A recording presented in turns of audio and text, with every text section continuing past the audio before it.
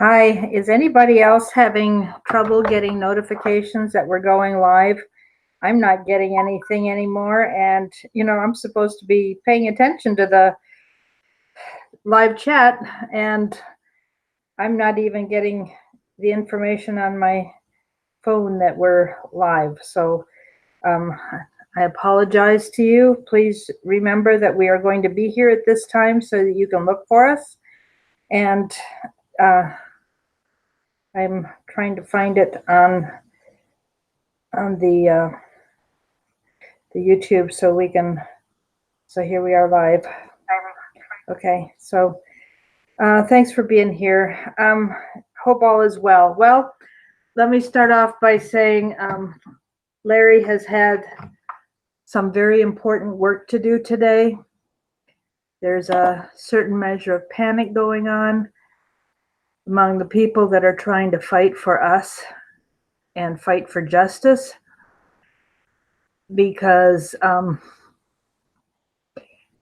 well, there's just a lot of stonewalling going on for being able to get what needs to be gotten, and it's creating a big problem because you can't go forward if you can't get the information you need, and the people who should be providing it and legally are obligated to provide it don't want to and do everything they can to stonewall. I mean, I remember seeing Project Veritas interviewing people last year, people that call themselves social justice warriors and the democratic socialist movement, talking about how they were working in various agencies in DC, and if there was information that they were supposed to provide, they would just sit on it and make the project go as slowly as possible, just to be obstructionist. And this is really a pervasive problem in Washington, DC. Folks, what are we going to do about this? We can't let our government get away with behaving like this. It is wrong, and we need to do something. If you've got some ideas, we need to be talking about it. Come on the conference call in the evening, Monday, Wednesday, Friday nights at 9 Eastern, 8 Central. The number is down below in the write-up.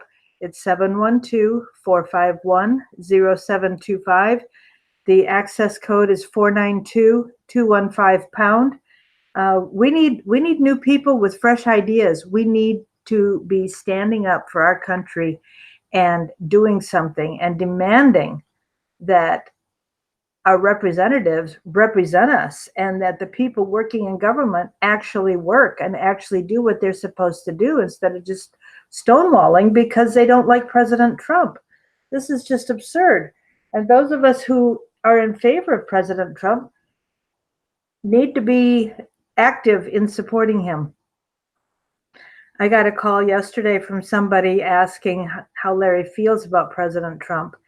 And I told him that, even during the primary in 2016, the fact that so many people were against Trump, of the establishment, Republicans and the Democrats, they all did not want him to get in. He said that was a good indication Larry said that was a good indication to him that that's who we wanted, because we are so close to being wrapped up into socialism. And I was reading something just a little bit ago, about an hour ago, about AOC talking about how this new generation doesn't even recognize that America is a prosperous country. And yet the poorest among us is still wealthier than most of the rest of the world. So those of us that are complaining about how small our Social Security is, it really hurts when you hear these illegals costing our government and costing in taxes $74,000 a year to support them, and it's over $100,000 if they're arrested and put in jail. And then, there are so many who are on Social Security or disability only getting $700 or a little better, barely any better than that a month. That's just wrong, that the people who have worked hard and poured money into the system should be treated like that, whereas illegals who come in just mooch. And I have seen how, with people that I've worked with, seen how the illegals that come in, the foreigners that come in, will share information so that they can all participate in the wealth greedily and illegally or through deception. I mean, the stories that I'm sure you have as well of how this happens is just heinous and wrong. And the people who have given their lives in service for this country can't get the help they need. It is so wrong. And we have got to stand up and do something. We have our voices collectively, and our vote. And we need your help to start working towards the next election. So, Larry has told us one of the things we can do is meet with other people, talk to people, buy the Never Socialism t-shirt, wear it, get reactions from people. Let us know if you get a reaction from somebody. There's a phone number in the comments underneath for if you need an alternative way to donate.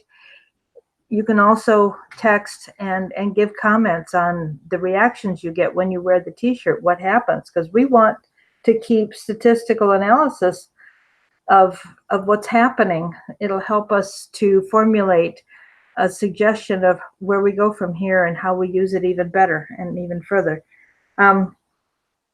Larry,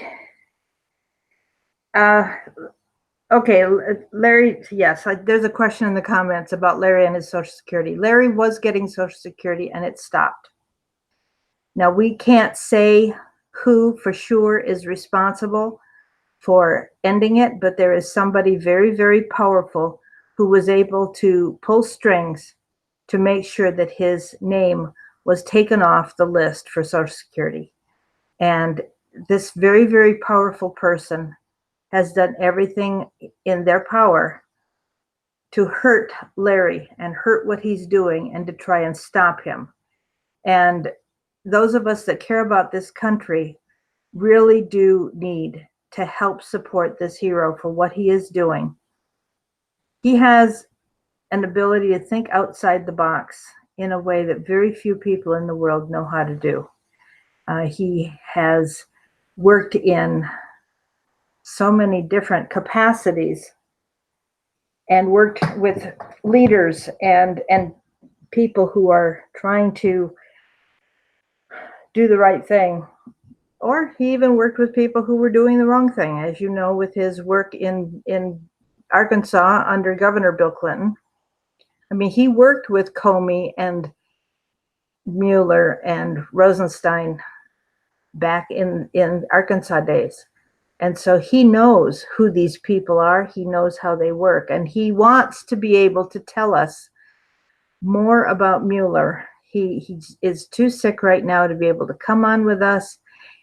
Even though he's not feeling well, he is working very, very hard on a project that he's been tasked with doing. Sorry, folks. I just know I get that much and that's all I get. So I know he's working on a very big, significant project, but that's all he told me. And so he can't be on here right now. If he gets his treatment this afternoon, he needs $400 to get his treatment this afternoon. If he gets his treatment this afternoon, he will be able to feel well enough to come on, and we will do a live show some point later today, and he will be able to let us know what's going on with this resignation by Mueller. Mueller's done with his special counsel work, and so he is resigning from the DOJ because he's done. He claims he's going into the private sector. I can't imagine what that's going to mean. These guys don't quit, so it'll be interesting to see what he takes on next. As we know, Comey, left government and then worked for Lockheed Martin and then came back as director of the FBI. Comey, Rosenstein, and Mueller have had very parallel tracks up through the government in very powerful positions, covering for one another, I would imagine. I won't say things definitively because I don't want to be held accountable for misstatements, but it seems like they have supported one another in the kinds of things that they have done and worked and covered each other's back and so on, it would seem. So I didn't get to hear live the NBC speech by Mueller when he was resigning from Department of Justice, but I did hear a repeat of it about an hour ago. And, the last thing he said was that there was interference in our elections, and he just left it at that.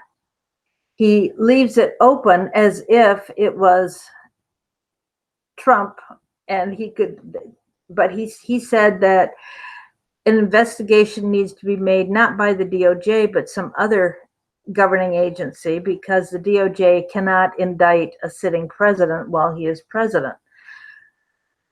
So he is definitely leaving it open for Schiff and Nadler and Congress to pursue investigation, even though there's no evidence of collusion with the Russians. But he is saying, yes, there was interference in our elections. Well, good grief, folks. Don't you realize who was really the culprit here? It wasn't Trump. And trying to get justice against the people who really need justice is just really, really difficult.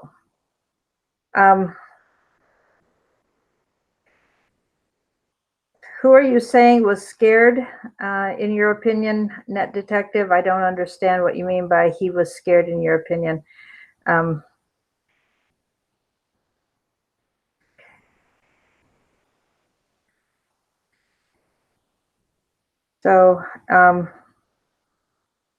Signing petitions. Well, unless you get over 100,000 signatures, a petition is a wasted effort. But they have to be hugely significant in order to make any kind of difference. And a lot of times we are working against the highly organized democratic machine. There's a spiritual principle that there is great power in unity. And the one thing I can say is the Democrats are very unified in what they are doing, and they are very structured and gifted in what they do. They have been doing this for many, many decades. It is a well-oiled machine for evil. And we need to be making our voices known. I watched the videos. I don't know if you saw the videos that David Daubenmire, Coach Dave Daubenmire, and Doug Hagman did. Doug Hagman talked about it last night on his show, and the Equal Justice Tour, where they went and prayed in front of Hillary Clinton's gate in Chappaqua, and then went to the parade in Chappaqua. And here were people on both sides of the street with signs saying equal justice, probe Hillary, Hillary for prison. And Hillary came around the corner straight towards these signs as she came around the corner. And she saw them, and she turned away and looked on the other side of the street, and there were more of the same signs. And Doug Hagman said last night that he had gotten a message from somebody with Secret Service detail or some kind of security detail saying that she was on a tear, that how dare they ruin her parade. So,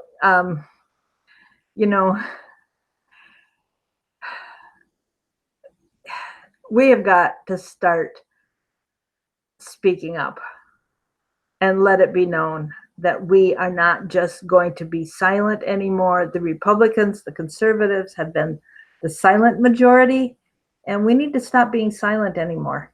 We have got to make our voices heard, because there are actually more of us, not in the voting booths, because remember, 51% of the voting public in the primaries in 2016 voted for an avowed socialist and a known communist in Bernie and Hillary.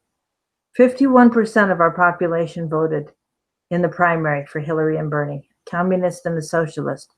We are in deep, deep trouble, and we have got to open our voices and let it be known that we are not going to stand for what they are doing. Yes, it's true that Mueller did not commit to anything when he was speaking, but that was the whole point. And Larry's going to talk about that hopefully tonight if he gets his treatment this afternoon. He has left. Larry said from as soon as this special counsel started with Mueller, Larry said that all that's going to happen is he is going to leave the door open for Congress and the Democrats to impeach Trump. And there are going to be calls for the impeachment of Trump, and they are going to do it. And Pelosi is trying her best to hold the impeachment off until it will do the most damage during the election campaign next year. She doesn't want it going. She doesn't want the impeachment happening and then going to the Senate for trial when the Republicans have the majority in the Senate.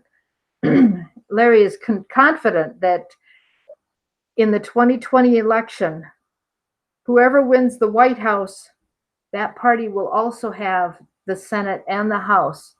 So there will be a coalition, a unified stand of either Republicans or Democrats.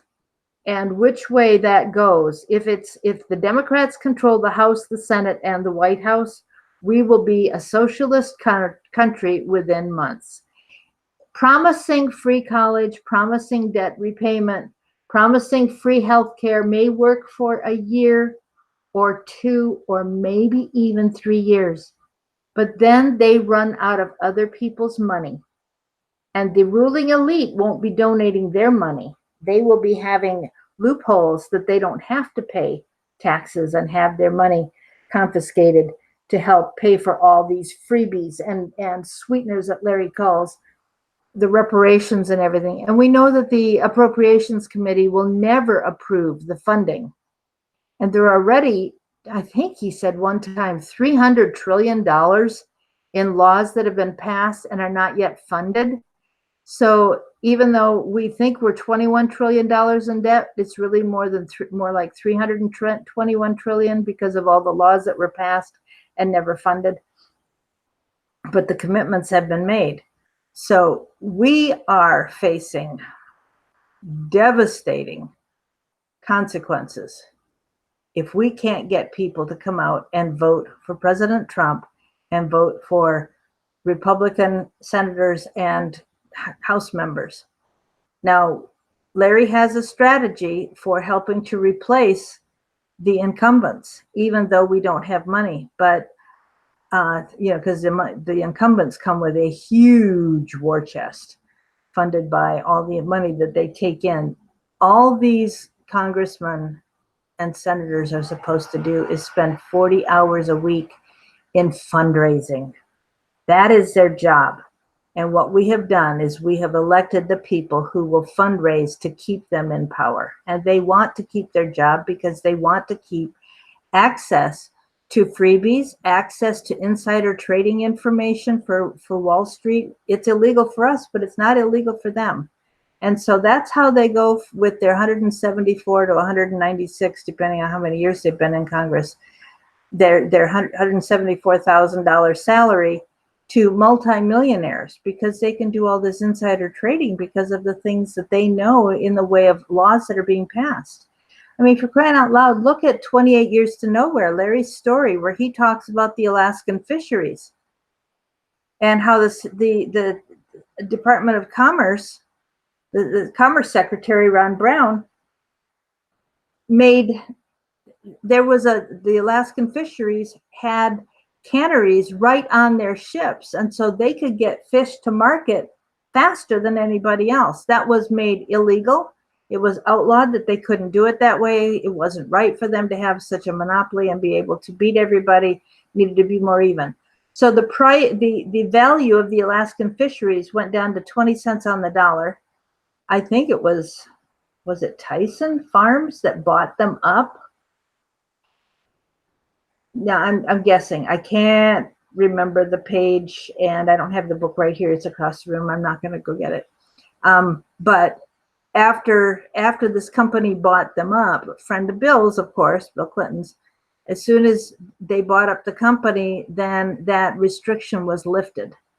And yeah, pretty amazing, the dirty dealings that go on that we have no idea about. I don't know whether Larry will be on the conference call tonight or whether he's going to try and do a live broadcast here on YouTube. Be paying attention. I will put up, as soon as I know if he can do something, I will put it up here so that just be watching for it.